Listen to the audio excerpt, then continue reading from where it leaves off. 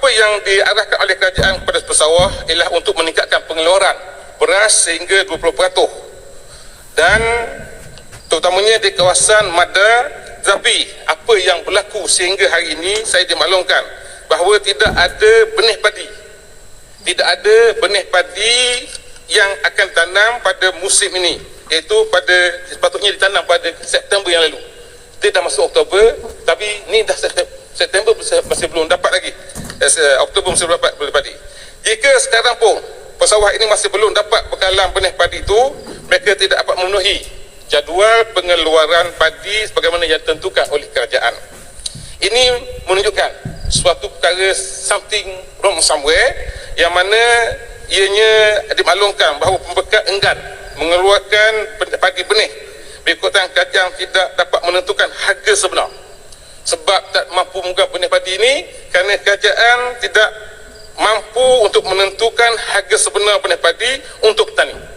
Kegagalan kerajaan ini untuk bekal padi pada pesawat adalah suatu benda yang perlu diatasi segera.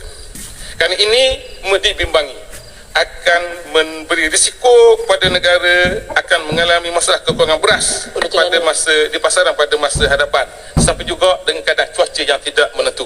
Sila Fitnah. Jangan dulu saya Majid Tanda nak mencelah Yang Berhormat, saya nak tanya, selalu saya dengar banyak ahli parlimen bercakap tentang soal beras tak cukup dan sebagainya, dan ini telah berlarutan saya kira agak lama juga, dan kasihan dengan masyarakat kita, orang kampung di luar sana disebabkan oleh ketiadaan beras ini.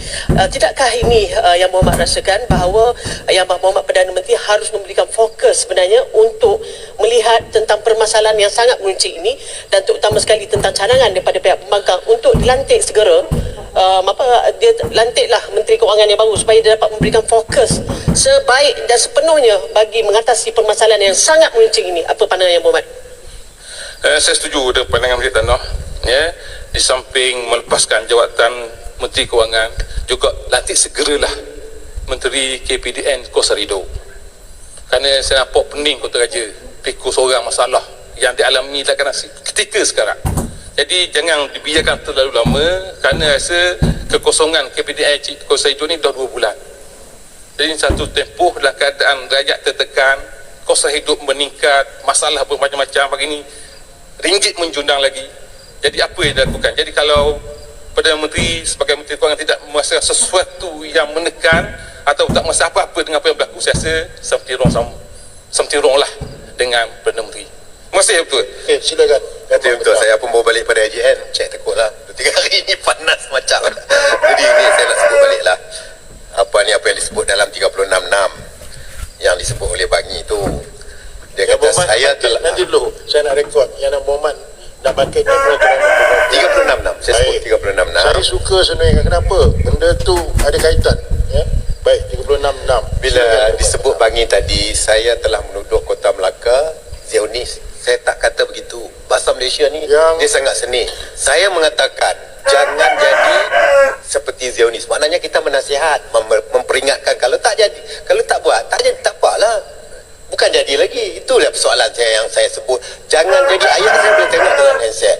Jadi bila hari ini disebut saya kata tuduh Kota Melaka Zionis, itu satu tuduhan.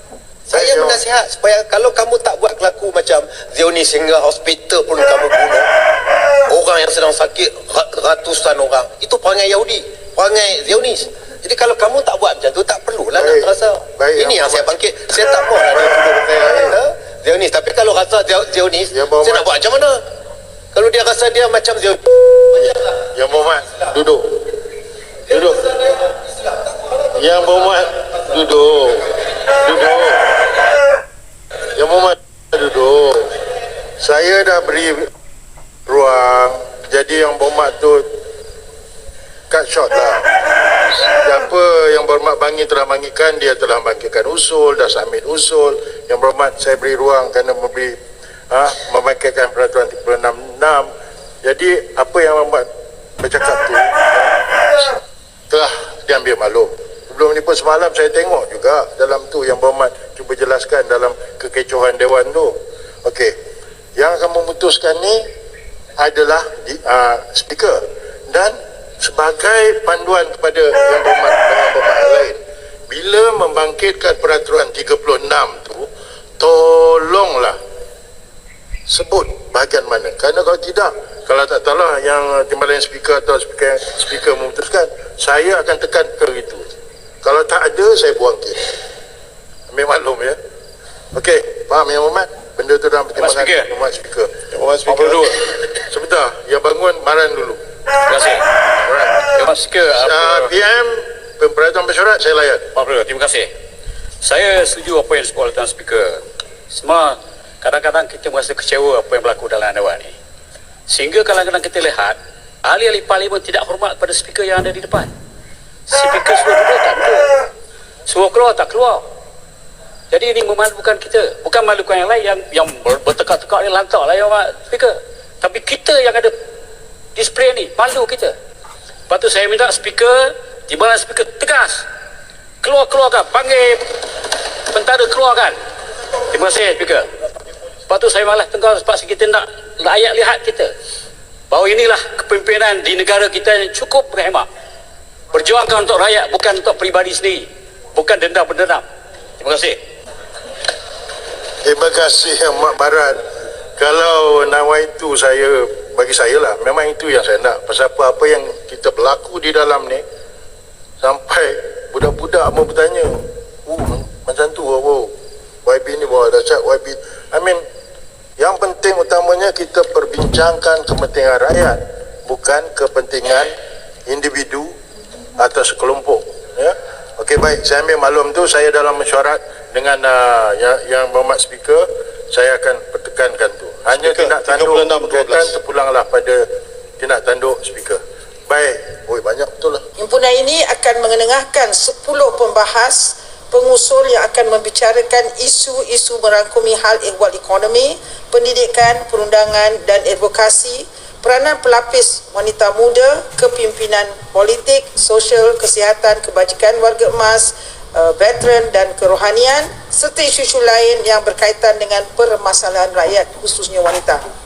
Turut dikongsikan adalah berkaitan peradaban dan tamadun Melayu dengan menyentuh peranan wanita Melayu Islam di akhir zaman oleh Profesor Dr. Soleha Yaakob serta sudut pandangan 3 pemimpin wanita selaku panelis, iaitu YB Datuk Wira Haji Mas Meriwati, Ustazah Nuridah Muhammad Saleh dan Hajah Haniza bin Muhammad Taha. 3 panelis yang akan mengambil bahagian dalam forum peradaban wanita Melayu. Usul-usul yang akan diangkat dalam himpunan ini akan menjadi pemangkin kepada hala tuju gerakan kesedaran bagi kaum wanita Melayu dan rakyat Malaysia amnya. Himpunan ini juga akan menampilkan negarawan Tun Dr. Mahathir Mohamad dalam sesi penutupan perhimpunan, yang mana beliau akan menyampaikan amanat dan menerima resolusi yang dibahaskan dalam perhimpunan ini.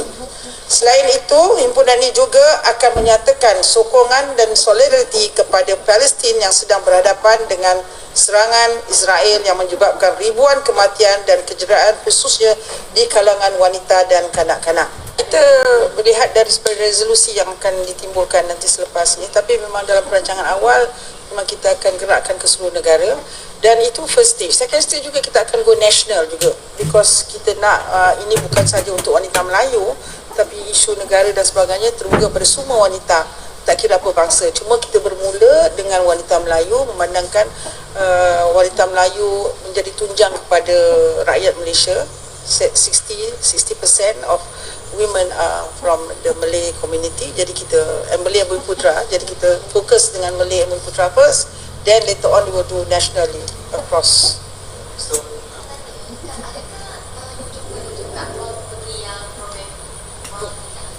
Yang nak jemput Kak Wan,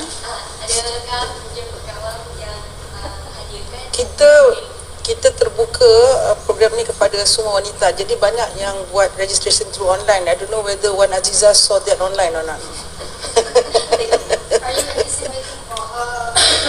She's most welcome to come, because now she is the first lady of Malaysia. She's most welcome to come to express, her concern about the women in Malaysia, especially the Malays.